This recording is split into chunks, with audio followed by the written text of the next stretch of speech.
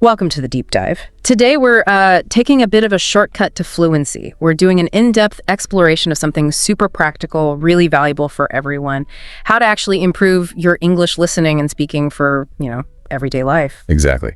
And our source material for this deep dive, it's a set of really carefully chosen excerpts from Daily English, Essential Listening and Speaking Practice. Okay. And this isn't just like a list of phrases. It's really designed to cut through all the noise and give you those foundational tools you need for confident, natural conversation. It focuses a lot on the intent behind what you're saying. Right, the intent. And our mission here today is to pull out those really important nuggets, the natural, easy to repeat phrases that you can actually use in real conversations. We want to show you how to listen more actively, respond with more confidence, and really explain why that daily intentional practice is the secret ingredient for quick progress. Yeah, forget trying to memorize really complex grammar rules for this. Totally. It's more about understanding the context, speaking authentically, and just building that fluency one practical step at a time. And what's really fascinating, I think, is how these phrases, which seem so simple on the surface, become these powerful tools for connection when you understand them properly. Tools for connection. I like that. Yeah, not just words, but tools. They help you express yourself in everyday life. We'll cover, pretty much everything from just starting a chat to sharing how you feel and even how to handle some surprisingly tricky situations. Okay, let's unpack this then. The very first step. It's always a greeting, isn't it? But it's more than just saying hello, right? How does our source guide us on opening that door effectively? Precisely. Our source actually makes a distinction. There are greetings that are just polite. Like, hi, how are you? The standard ones. Exactly. And there are those that genuinely invite a bit more connection. So while I'm doing well, thank you. And you is fine. It's functional. Something like, it's been a while. How have you been? That signals you actually want more than just a quick fine. It kind of invites a story, doesn't it? Yeah, it does. And the real insight here, the first nugget maybe, isn't just saying the words. It's understanding that your tone, if it's calm, friendly, genuinely curious, that transforms a basic exchange into a real opening for connection. The intention matters just as much as the words. Okay, intention is key. So we've opened the door with greetings. Now, how do we step inside? How do we build that genuine rapport? Questions seem obvious, but are there specific types of questions the source suggests? Maybe ones to lean into or even avoid early on. That's a really crucial point. The source calls questions conversation catalysts. Catalysts, okay. Yeah. It's not just about filling silence. Sure, questions like, where are you from? Or what do you do for work? They're foundational. Right. But the deeper insight is about asking follow-up questions that show you're really listening. Like, oh, that sounds interesting. How did you get into that field? Showing genuine interest. Exactly. Or, do you like living in your city? What's your favorite part? That moves you beyond just swapping facts into real engagement. Makes sense. And the source also gently reminds us, be curious and kind with your tone, because even a simple question can feel a bit, intrusive if it's delivered badly. Yeah, definitely felt that before. Okay, so we've broken the ice, kept things moving with good questions. Now we're connecting. Often the next step is sharing a bit more about our world, our observations. Yeah. How does the source help us describe things effectively? Well, the source really champions simplicity here. It's not about sounding, super eloquent or using big words. It's about being instantly understood. Okay, clarity. Yeah. When you say, this coffee is really strong, or the room feels warm and cozy, those simple, direct words, they cut through any potential confusion. And the source argues that this clarity, this directness, is actually a sign of confident, natural English. Your message gets through without unnecessary linguistic hurdles. Think of it like, he's tall and wears glasses. Direct, effective, clear. Got it. Simple and direct. Okay, let's shift gears a bit. Let's talk about those essential phrases for everyday situations, shopping, finding your way around. What does our source highlight as the most, maybe empowering phrases for those common scenarios? Right. These are real lines from daily life that really empower you. Take offering help. Can I help you with that? It's simple but effective. Yeah. Or a direct request. I'm looking for a book on travel. Practical tools. And for those moments you need clarification. There's a subtle difference between, could you repeat that please, and maybe, I don't understand. Can you explain? Oh, interesting. What's the difference there? Well, the second one, can you explain? It kind of invites more detailed help, doesn't it? It signals a deeper lack of understanding, perhaps. The big principle here, according to the source, is that asking calmly and politely, it doesn't just keep the conversation flowing smoothly, it actually projects confidence and competence, even when you're asking for help. That's a great point. Confidence, even when asking for help. Now, conversations aren't just about information, are they? They're about opinions, stances. So how does this all play out when we need to agree or maybe disagree gracefully? Yeah, this is vital, isn't it? Yeah. Expressing opinions while keeping things respectful. The source suggests a balanced approach. You can agree clearly, I think that's a great idea, or yes, I totally agree with you, straightforward. But when you disagree, it's about softening the blow a little. Instead of a flat no, maybe try, I'm not sure I agree with that. Or I see your point, but I think differently. Softer language. Exactly. Yeah. The source suggests acknowledging their point first, like, that's true, but maybe there's another way before you offer your own view. Okay. And this isn't about being weak or wishy-washy. It's about confident, respectful dialogue.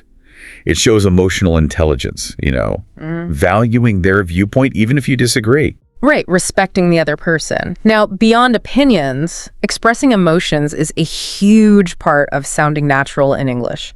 You mentioned authenticity earlier. How does the source suggest we make these emotional expressions really feel authentic beyond just the words? Is it tone, context? Precisely. Authenticity isn't just the words.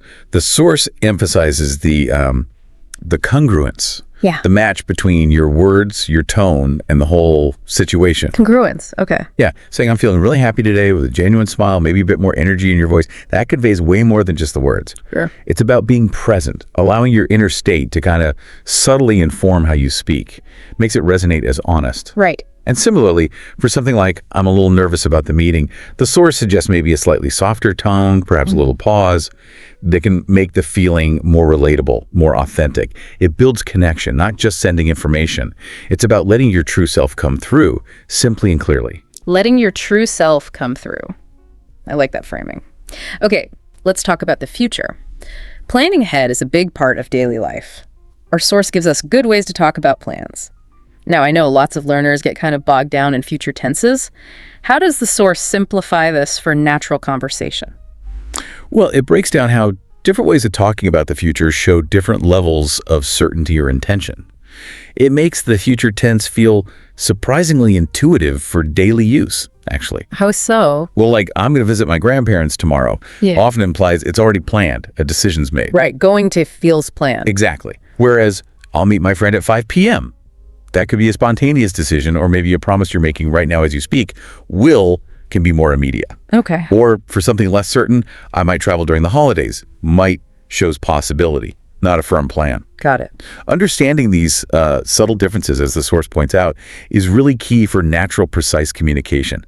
It gets you beyond just memorizing sentence patterns to actually expressing what you mean. That makes a lot of sense. Okay, making requests politely, you call it a superpower, and I agree, but getting that balance right between being polite and clear, that can be tricky. Does the source offer tips on how to avoid sounding, I don't know, too demanding or maybe too hesitant? It does, and it's quite insightful. Yeah. The source really underlines that politeness isn't just tacking on please. Right. It's more about how you frame the request to show respect for the other person's time, their autonomy. Yeah. Phrases like, could you help me with this? Or would you mind explaining that again? They use could and would mind. Softer modals. Exactly. Yeah. They open the door for the person to comfortably say yes or no. Yeah. The book suggests speaking gently, maybe with a slight upward lilt in your voice. Okay. That conveys you're asking, not demanding. It creates a much more inviting atmosphere for getting help, and both people feel respected. An inviting atmosphere for help. Yeah. Nice. And what about the flip side? When you're helping someone navigate, like literally giving directions, that's super useful. How does the source help us make sure we're understood and build confidence when guiding others? Yeah, the key here, according to the source, is breaking it down. Small, manageable steps. And repeating key landmarks. Keep it simple. Definitely. Instead of one long, complicated sentence, use simple, direct bits. Go straight, then turn left, or it's next to the bank. much easier to follow. The source also recommends adding details for visual anchors, like you'll see a big supermarket on your right. Gives them something concrete to look for. Right, landmarks. And something often overlooked, but highlighted here, is speaking slowly and clearly. It may be using gestures if you can, letting the listener process each bit before you give the next one. That clarity avoids confusion and builds trust that you know how to guide them. Good advice. Slow and clear. Okay, moving on. How do we show someone we're really listening, that we understand? Those little verbal nods, they make such a difference, don't they? Oh, absolutely. A huge difference. The source really emphasizes the simple power of just showing you're tuned in. Think about it. Someone explains something complex, and you genuinely say, ah, now I get it, or that makes sense. Yeah, it feels good to hear that. Exactly. It immediately builds trust, builds rapport. These aren't just filler words. They are active signals. You're engaged, you're understanding. That's incredibly validating for the person speaking. True. Even a simple, I didn't know that, shows you're open-minded, you're engaged. The source reminds us that speaking with interest, with respect in these moments, it fosters a much deeper connection. Deeper connection through active listening. Okay. Now, everyday routines, they come up a lot in casual chat. Our source gives us natural ways to talk about them. This feels like a really great low-stakes way to practice, doesn't it? Oh, it's excellent for building fluency. Precisely because routines are so relatable. Everyone has them. Right. The source encourages using simple, direct sentences. I wake up around 6.3. I make coffee and read the news. Perfectly natural. Easy enough. Yeah, the power is in the consistency and the clarity. You're practicing basic sentence structures, common verbs, all in a context everyone gets. I work until the afternoon. Or, I relax by watching a show. Easy to form, easy to share a bit about your life, makes conversations flow. Okay, so we've learned how to start, how to keep it going, share things, but every good conversation needs a good ending, a graceful exit, right? What does the source say about leaving that lasting positive impression when it's time to wrap up? Yes, the ending matters just as much as the beginning. The source highlights that. It's about leaving things warm and polite. How do we do that? Well, it's about acknowledging the interaction itself. It was nice talking to you, or I hope you have a great day. Simple, but effective. If you plan to see them again, something like, let's catch up again soon, signals that future intention. Right. And for just general goodbyes, a simple take care or talk to you later works perfectly. The underlying wisdom here from the source is that these phrases aren't just polite formalities. They actually reinforce the connection you made and leave the other person feeling valued. Feeling valued. That's a nice goal for ending a chat. Okay, let's talk about offering and asking for assistance. Helping and being helped. It's fundamental, but sometimes feels a bit awkward for learners. How does the source help us navigate these moments with confidence? Yeah, these are super common and really important for showing both care and confidence. The source points out that using a kind voice when you offer help, like, do you need any help with that? That immediately puts the other person at ease. The tone again. Exactly. It's not just the words, it's the invitation you're extending. And when you accept help, simple gratitude, like, thanks, I really appreciate it, works wonders. Or if you're the one helping, a confident, sure, no problem, shows both good manners and self-assurance. Right. The source really emphasizes being clear and direct, whether you're offering or accepting. It just fosters trust and makes interactions smoother. Clear and direct. Got it. Now, what about when you want to suggest something new? Put forth a different idea, maybe suggest a different path. This is where creative thinking comes in, isn't it? Absolutely. And the source frames these phrases as ways to demonstrate creative thinking and openness to collaboration.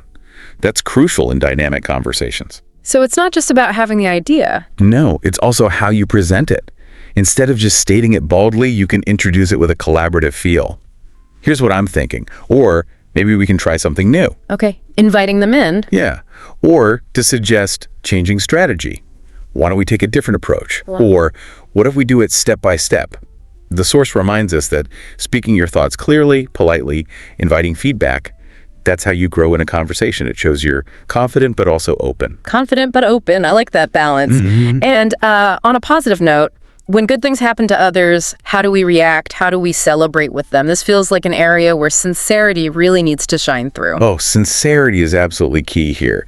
And the source gives us phrases that really build those good connections, strengthen relationships. Think about how powerful it feels to hear, that's amazing, congratulations, or I'm so happy for you. Yeah, it feels great. Right. It's about genuinely sharing in their joy. Wow, you did great. That's not just empty praise, it's real admiration. The source points out that celebrating with your words, speaking with energy and joy that makes these expressions resonate so much more deeply. It truly makes a difference when you can genuinely say, you totally deserve it, or well done, I'm proud of you. Genuine enthusiasm. Got it. But conversations aren't always smooth sailing, are they? What if things get a bit tricky? Our source gives us ways to handle difficult situations more effectively. What's the core advice for, say, de-escalating tension or fixing misunderstandings? Yeah, this section is particularly valuable, I think. It really dives into emotional intelligence and communication. The source highlights phrases that help lower the temperature and show empathy. Like what? Well, for an apology, I'm sorry for the confusion, is direct, takes ownership. To find a way forward, let's find a solution together that invites collaboration, doesn't it? It does. Empathy is crucial. I understand how you feel. That validation can be huge. And for moments needing patience, thanks for being patient with me, acknowledges their effort. Right. The source really stresses that speaking honestly and gently, even when there's a problem, is where real confidence shows. It's about focusing on clarity and a shared path forward, not, escalating the conflict. Prioritizing the solution, not the conflict. Makes sense. Okay, finally, a simple but really important area. Health. It can be a personal topic. How does the source guide us to talk about it with both care and honesty? Well, these are just real everyday conversations that show care and honesty, whether you're talking about yourself or asking about someone else. The source emphasizes a straightforward but empathetic approach. Okay. So for yourself, I've got a bit of a cold today, or I'm feeling a little tired. Simple, direct. And when showing concern for someone else, hope you feel better soon, or make sure you get some rest. These are universally understood ways to show you care. Right. Standard caring phrases. Exactly. The insight here is you don't need complicated medical jargon to talk effectively about health and daily life. Simple, honest language builds connection and conveys genuine concern. Wow. Okay. Diving into these foundational phrases really shows how much intentionality goes into natural conversation. It's not just knowing words, is it? It's about how and when you use them. What's one key takeaway, maybe something a bit counterintuitive, that our source emphasizes about putting all this into practice? I think the source's most profound insight, maybe, is that natural fluency isn't really achieved by memorizing perfect sentences. It's actually achieved by embracing imperfection. Embracing imperfection? How so? Well, it argues that genuine progress comes from speaking often, even if you make mistakes. Because those mistakes, they're actually critical feedback loops for your brain. They help you learn. So mistakes are learning opportunities. Exactly. It's not about sounding like a native speaker instantly. It's about consistently showing up, making yourself understood, and learning from every single interaction, good or bad. Okay, that's really encouraging. So for you, our listener, here's a thought to maybe carry forward. How do these simple, foundational, conversational building blocks, these phrases, these intentions, how do they empower us not just to speak, but to truly connect and even thrive in any situation? How can they turn even routine daily interactions into real opportunities for growth and deeper understanding instead of just being, routine exchanges?